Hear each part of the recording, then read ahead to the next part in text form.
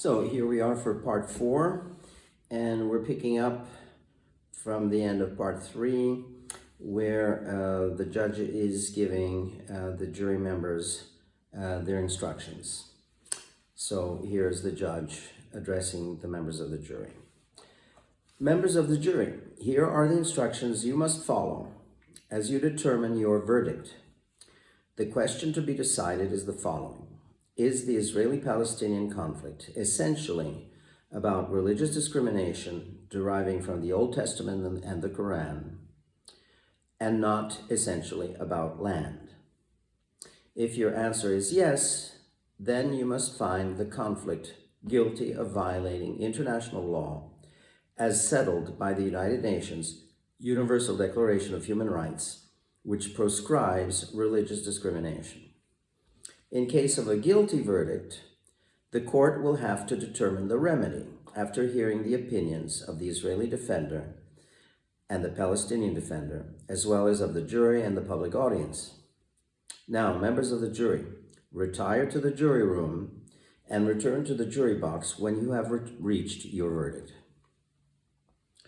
Now, as soon as the members of the jury rise to leave for the jury room, the door at the back of the courtroom opens unexpectedly.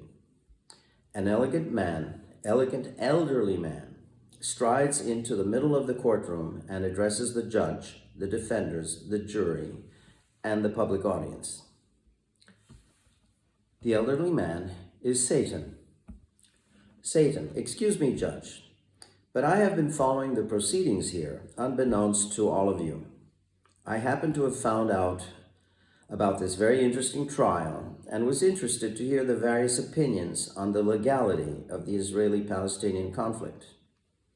That interminable conflict is clearly based on religious discrimination and animosity. I should know. In fact, I am the very person involved with God in the book of Job to test Job's faith. Yes, I am Satan, a son of God, not to be confused with the devil of the New Testament, who orchestrates the torture of human beings in hell. The judge, excuse me, sir, but you must immediately leave the courtroom. You are not authorized to enter it uninvited and interrupt the proceedings, no matter who you claim to be. You are undoubtedly an impostor, not Satan, so please leave immediately. Satan, Your Honor, your disbelief or skepticism is entirely natural and predictable. In fact, this is the first time I've decided to be visible and interact with humans. I am prompted to interrupt your proceedings before the jury issues its verdict and everyone goes home by the desire to illuminate all of you on the holy books, on the Israeli-Palestinian conflict, and on God himself. The judge, sir, please leave the courtroom forthwith. You are clearly not Satan. You are an impostor. Only if you were Satan would the court allow you to speak. But you are not Satan, so leave, or you will be escorted out forcibly. Satan, I see, Your Honor, that I must give you some persuasive evidence that I am indeed Satan. See that painting of the scales of justice hanging on the wall above and behind you, of Lady Justice? Turn your head around for a moment and look at it. As soon as the judge turns his head, the painting crashes down to the floor behind him. The judge is startled, as are all those present. So, Your Honor, may I give my little speech to everyone present? The judge, well, you're probably a magician, but on the remote chance that you are Satan, I'll give you a few moments to address the court. Satan, thank you, Your Honor. I imagine one of the big questions believers in the holy books of monotheism have is the following. Why is humanity constantly plagued by violence, discord of all types, injustices of all types, immense suffering? Why has God created humans capable of behaving very badly? Why has God allowed evil to saturate world history? The answer is very simple. You know, God made humans in his image, right? Well, God is just like you. You enjoy watching war movies, crime movies, romantic movies, erotic movies, horror movies, mystery movies, dramas, comedies, singing contests, sports, reality shows. So does God. Without them, he'd be bored. You humans are his reality show with unpredictable, fascinating storylines. Yes, it's as simple as that. That's why he created humans with both qualities and flaws. He's particularly struck by how humans are capable of extraordinary accomplishments in science and the arts, and at the same time be so incompetent in solving society's problems, such as widespread poverty, violence, abuse, addiction, dishonesty, immorality, all sorts of discriminations, psychological problems, and repeatedly falling for con men dictators, all due to a poor education and extreme gullibility, naivete, a lack of common sense, a lack of logic. But that makes for great entertainment, fascinating turns of events. Following the unfolding human reality show has been God's greatest entertainment. But lately, God is getting a little bored with all the terrible nonsense humans continue to perpetrate. So he has authorized me to do the opposite of what we did in the case of Job. We made a bet, not to test how deep is humans' faith in God when faced with extreme adversity, but to test whether there is a way for humans to finally reach their potential for good, not for evil. I proposed my solution, and God decided to bet against me.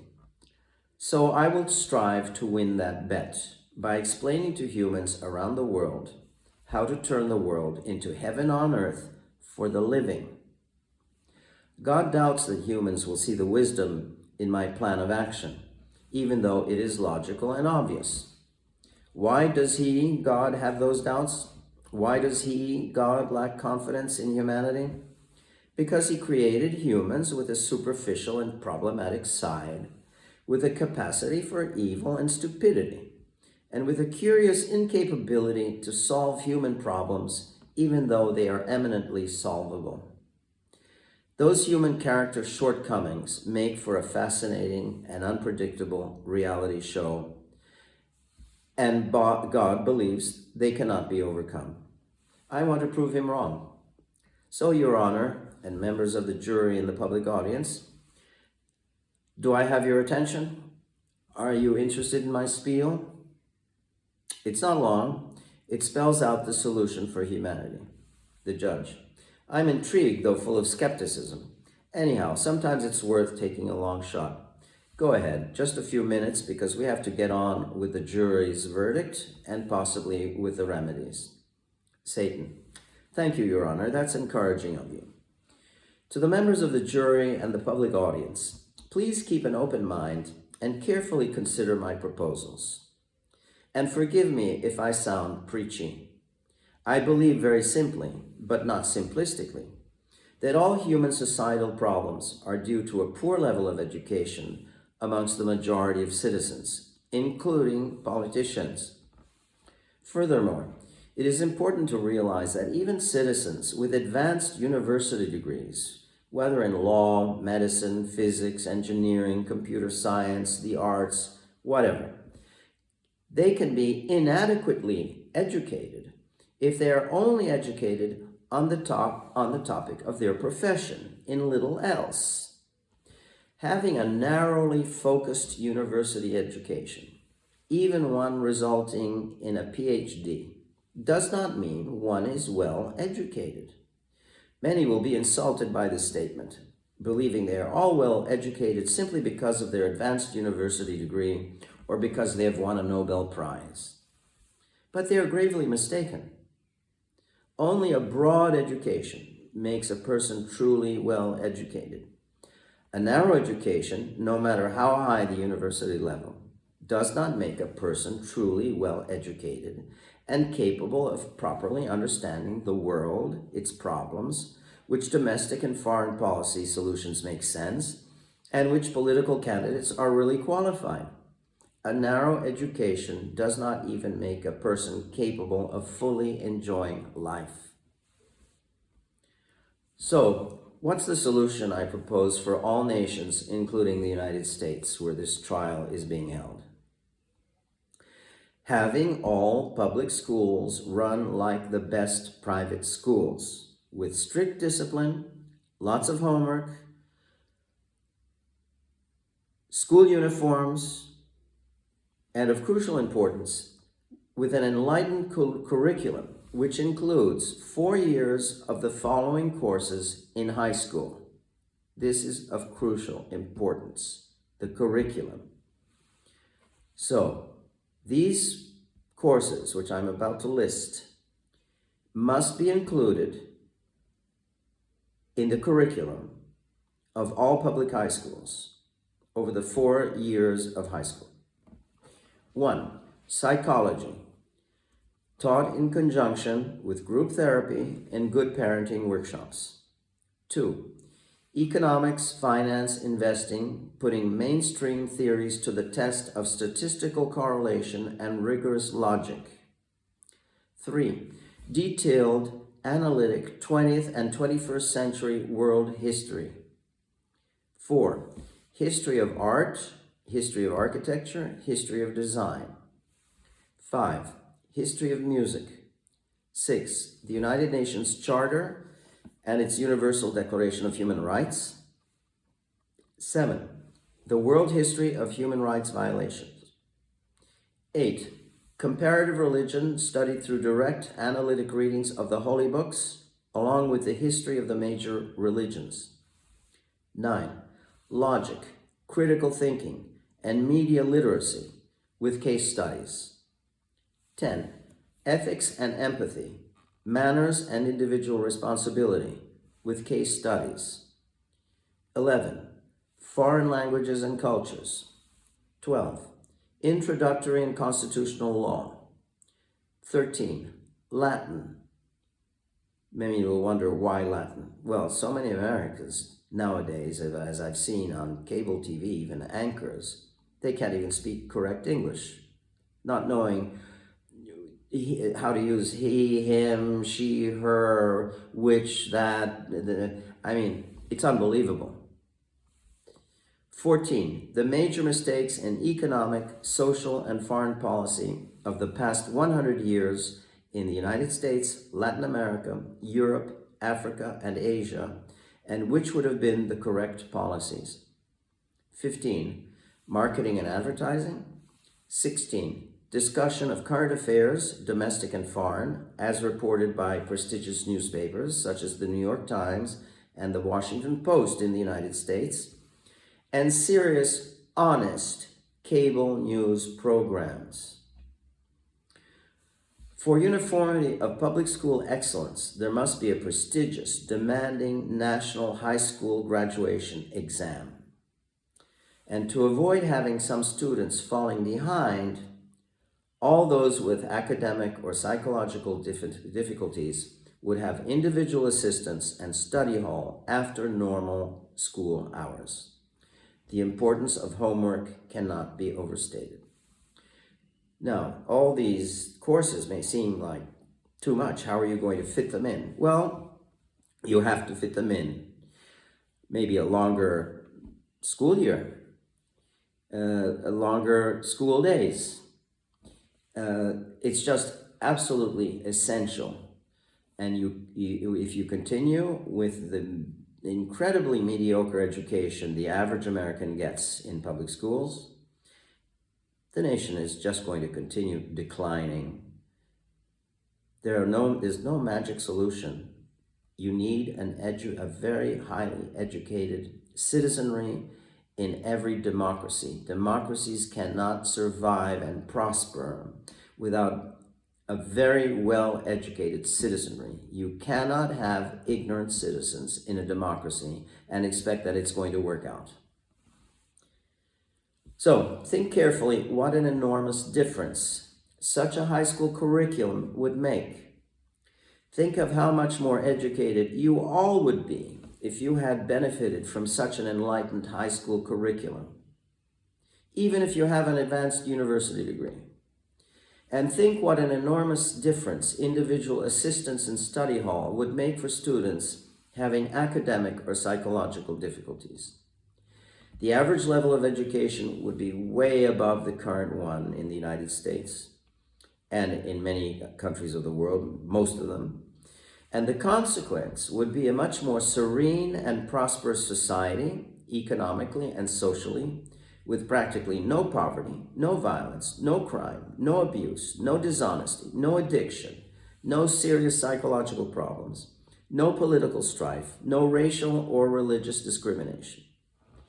As a result, the average standard of living would be much higher and taxes would be greatly reduced. It's a no-brainer. But how many of you will seriously consider this proposal? And how many of you will agree with it and vote for it? How many of you will seek out political candidates making this enlightened public school education reform a priority? I wonder.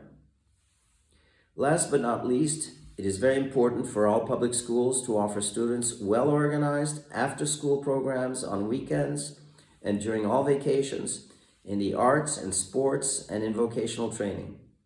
Many students would gladly participate in such programs, making their life much more enjoyable and interesting. This proposal may seem simplistic or ineffective, but it is not. It has never been implemented, which is why your society here in the United States is beset with so many problems. The proposal provides the necessary broad educational base for all high school students, whether they go on to university or not. Most university students do not have time for a broad liberal arts education, needing to narrowly focus on courses preparing them for their profession. That's why such courses must be provided in high school. Our high school graduates will then understand how the modern, highly complex world works, how they can fit in productively, how they can understand themselves and others, how they can lead happy, interesting, enjoyable, rewarding lives. They will avoid poverty, mental problems, violence, and addictions. They will be honest and empathetic. They will not discriminate on the basis of race, religion, gender, sexual orientation, or age. They will treasure human rights and democracy. They will never be fooled by con men or demagogues. They will understand the importance of democracy and human rights. They will understand that free markets are absolutely necessary, along with intelligent fiscal and monetary policies. They will not fall for economic policies based on flawed mainstream theories which obsess about budget deficits and the national debt, ignore QE, and fail to distinguish between cost push and demand pull inflation. In fact, many mainstream economic theories are flatly contradicted by the statistics of the past 50 years. Even theories awarded Nobel Prizes, flatly mistaken, flatly contradicted by the statistics of the past 50 years. Americans will then understand how absurd is the mainstream belief that fighting inflation requires recession and high unemployment, instead of increasing supply, maintaining employment, and economic growth. They will not be envious or greedy. They will applaud those who contribute to society economically, scientifically, and through the arts, and will not want to soak the rich, understanding the importance of investment and incentives. They will understand that long-term capital gains taxes are counterproductive, reducing investment, the key to economic growth and higher living standards. They will understand that the rich contribute to the nation far beyond any taxes they pay. Therefore, they will not be obsessed with increasing taxes on the wealthy, contrary to the invidious and myopic attitude of many small-minded, economically ignorant politicians and citizens who do not realize how much the wealthy contribute to the nation in terms of companies and jobs created, products and services created, sales tax generated, and charitable contributions. All that quite apart from income taxes paid by their employees who would otherwise be unemployed and on welfare. And not least, quite apart from all the employment generated by their own consumption and investment. Citizens and politicians on the left must understand that whatever the wealthy do with their money is good for society. They can only do two things: consume and invest. And both of those are positive for the economy and society. What would the United States do without many wealthy individuals and highly profitable companies, and without the free market economy? You would be a third world country. That's what all Democrats must fully understand, not just give some lip service while invidiously complaining that the wealthy don't pay enough taxes and don't pay their fair share. Who funds venture capital? Who funds risky research in the sciences? The very wealthy.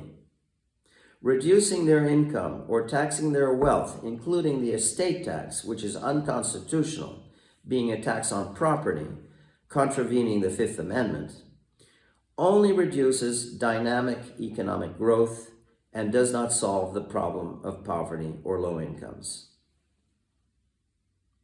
On the question of the unconstitutionality of the estate tax, the American government, Congress, the legislation, has defrauded Americans for decades by circumventing the constitutional prohibition of taxing property by saying that the estate tax is not a tax on property, it's a tax on the transfer of estate assets. But curiously, all the references are to the date of death, the time from which to pay the estate tax, the time for evaluating the worth of each estate asset, and the tax due on them. But if it's really a transfer tax, like a sales tax, the tax is not due until a transfer takes place, not at the time of death, if it's a transfer tax. So that is what Congress did, and it is a fraud on the American people. It is an absolute fraud. It must be eliminated. In any case, in the United States, one problem is the Republicans mostly think of wealth creation and low taxes with little concern about solving social problems, while the Democrats focus on social problems without really understanding how to solve them and wanting to soak the rich, not understanding how counterproductive that is economically and politically,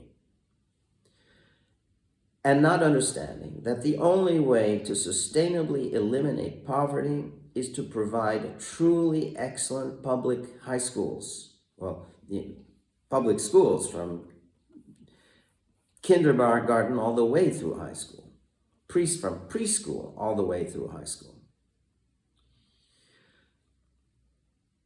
And that it is essential to provide truly excellent public high schools, which are run as the best private schools and with an enlightened curriculum. Neither party, neither the Democrats nor the Republicans, has achieved comprehensive success because of the educational shortcomings of their members, which is why there is so much dissatisfaction with Congress. No president of either party has been capable of solving the nation's problems, precisely because no president has been truly qualified to be president, not having the required level of knowledge to be successful. How can you logically require advanced degrees as a minimum qualification for doctors, lawyers, engineers, and architects to practice their profession, but not to have a similar requirement for all political candidates who have the nation's destiny in their hands? That's totally illogical. And you pay a heavy price for that deficiency of common sense. All too many of your politicians are ignoramuses, demagogues, hypocrites, even immoral. Some are even criminals. Requiring high standards, such as a demanding PhD degree specially devised for political candidates, would preclude nonsense candidates, of which we have too many. You're on your own, humans. God is not going to interfere in your reality show. He enjoys it too much. By the way, you have never asked yourselves why God created three conflicting religions: Judaism, Christianity, and Islam. Why? Precisely in order to make the human reality show interesting, to see how humans would deal with religious conflicts, how they would use their free will, to see if humans would be guided by logic and provable facts and resist divisive, destructive, demagogic ideologies. Humans have not yet passed the test, though it is in their potential to do so. Strangely, humans are brilliant with advancing science. But when it comes to solving social problems, which don't require rocket science, they flunk. That's because of their deficient education, due to a deficient high school curriculum, and to high schools not being run as the best private schools with strict discipline, lots of homework, and study hall, and school uniforms. That's not to be underestimated. The value of school uniforms is not to be underestimated. So,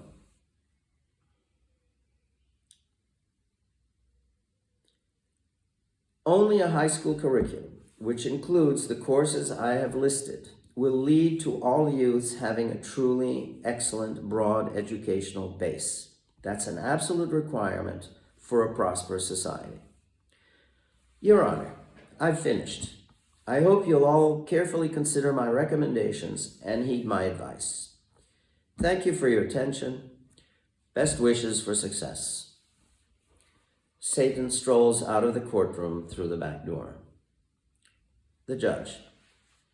Well, members of the jury, Israeli defender, Palestinian defender, and the public audience, it's been quite unique being in the presence of Satan and hearing his lecture.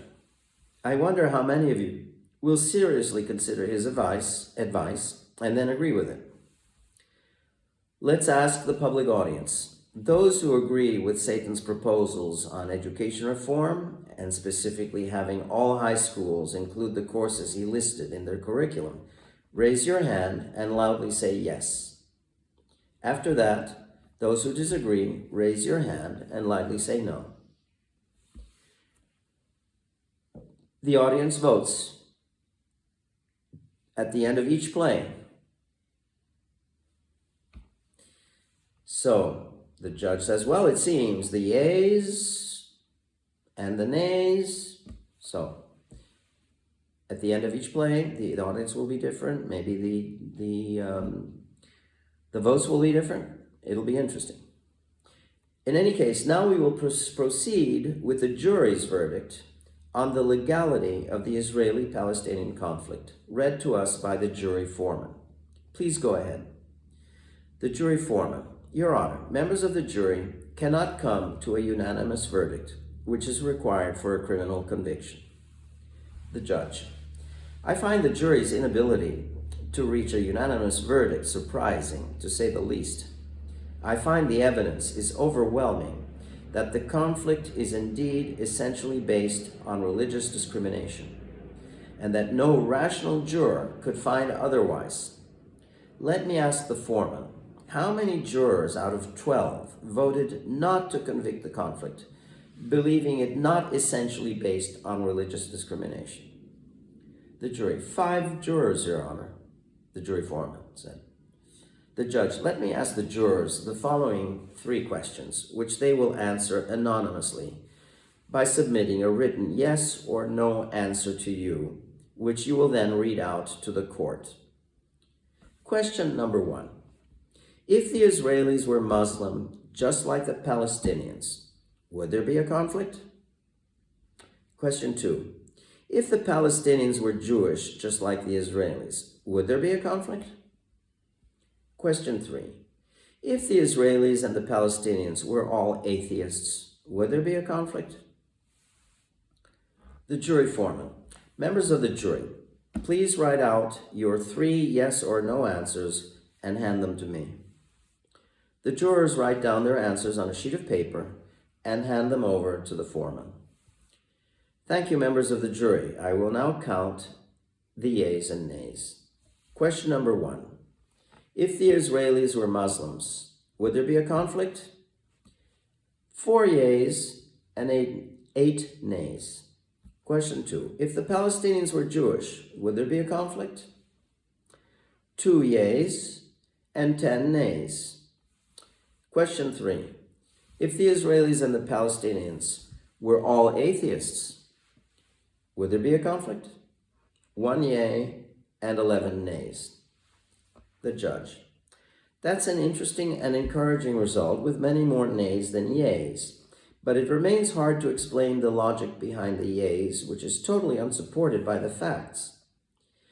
The Old Testament and the Quran are absolutely, even violently biased. Both are invoked by the majority of Israelis and Palestinians as not just influencing them, but guiding them.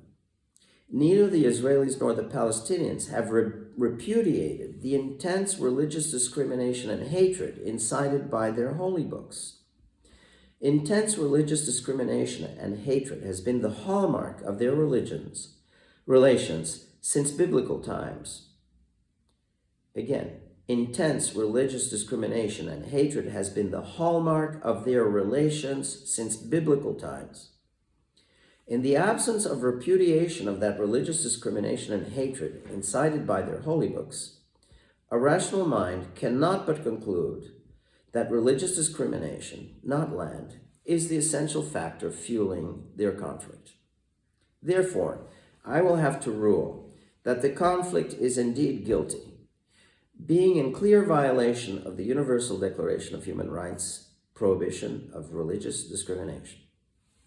So, what would be the correct remedy?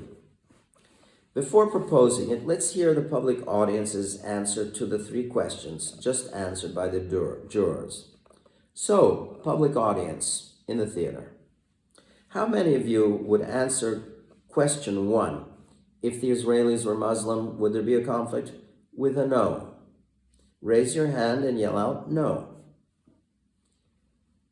The audience in the theater votes. The judge says, okay. Now how many of you would answer yes? The audience, members of the audience, some of them vote yes. And the judge says, okay. It seems the nays are the majority of the audience. Now, public audience, how many of you would answer question 2? If the Palestinians were Jewish, would there be a conflict? With a no. Raise your hand and yell out no. The audience responds. The judge says, okay, now how many of you would answer yes? The audience responds. The judge says, okay, it seems the nays are the majority of the audience. Finally, public audience, how many of you would answer question 3? If the Israelis and Palestinians were all atheists, would there be a conflict? With a no, raise your hand and yell out no. The audience votes. The judge says, okay, now how many of you would answer yes? The audience votes out loud, raising hands. The judge says, okay, it seems the nays are the majority of the audience. It seems clear that the majority of the public audience in this theater feels that religious discrimination is indeed the root of the conflict. I find that to be the logical conclusion. Given that, the remedy I propose is the following. The partition plan approved by the United Nations, the only logical and fair solution, should be implemented with both sides of the conflict committing themselves to respecting the partition plan and the United Nations Universal Declaration of Human Rights, along with its charter, which require repudiating religious discrimination and respecting each side's territorial sovereignty. The United Nations also commits itself to enforcing the partition plan, embodying the 2-state solution. The Palestinian West Bank and Gaza will be connected by a high-speed trail line and adjacent highway bordered on both sides by a security wall, patrolled by the Israelis wherever it passes through Israeli territory. To validate the court's remedy of implementing the partition plan for a sustainable peace between the Israelis and the Palestinians, each side must hold a referendum gaining a minimum 60% approval. Both sides must also commit themselves to teaching a 4-year course in all their high schools on the UN's Charter and its Universal Declaration of Human Rights, along with the world history of human rights violations, and maintaining an online version of the course indefinitely. They should also adopt the high school curriculum reform proposed by Satan. Once every year, to commemorate the historic peace agreement which repudiates religious discrimination, the prime ministers and presidents of Israel and Palestine will hold a primetime televised address together, each reading the Universal Declaration of Human Rights, side by side, article by article. A 1-hour question and answer period will follow by journalists of both sides posing their questions to the political leaders, whether their own or the other side. Palestinians, including Hamas, must publicly and formally renounce their anti-Israel stance, repudiate religious discrimination, and embrace the partition plan. And Israelis, while embracing the partition plan, must publicly renounce religious discrimination and their biblical claims to the West Bank. Given the outrageous destruction of Gaza by the grossly disproportionate reaction of the Israelis to the Hamas atrocities of October 7th, 2023, Israel will have to agree to finance half of the cost, with Saudi Arabia and other Islamic nations agreeing to finance the other half. Gaza Palestinians will be employed for the reconstruction, with each Gaza family losing their home during the Israeli invasion being allocated an apartment. Various reconstruction plans will be designed by top architectural firms and be submitted for approval by a referendum held by the Gazans. The Gaza reconstruction plan will be of the highest aesthetic standards, with the entire coastline developed for public enjoyment with marinas, restaurants, beach establishments, and parks, which will also serve to greatly benefit the Gaza economy by stimulating international tourism. To be successful and long-lasting, it is clear that all peace agreements must be truly equitable and have the approval of the great majority of both sides. If the partition plan is approved by a solid majority on both sides and is faithfully executed, chances are that Israelis and Palestinians will finally share a sustained economic and social prosperity, along with true reconciliation and friendship. Let's have a final vote by the public audience on whether its majority approves of the partition plan and the Gaza reconstruction plan as we have outlined. How many of the public audience do not approve of the partition plan and the Gaza reconstruction plan as we have outlined? Raise your hand and yell out no. The audience votes. The judge says, okay. It seems the yeas are the majority by a large margin. Perhaps, hopefully, that's a sign that the Israelis and Palestinians would also agree if given the chance to vote in a referendum. We will now order an immediate ceasefire in Gaza and that parallel referendums on the partition plan and the Gaza reconstruction plan be held by the Israelis and the Palestinians as soon as possible, within 12 months, so that there could be ample discussion and substantial discussion and examination of different types of solutions, all leading to a plan which is acceptable by a large majority on both sides. So, the court proceedings are now finished. Thank you, Israeli defenders, Palestinian defenders, the prosecution, members of the jury, and the public audience for your patient attention and participation.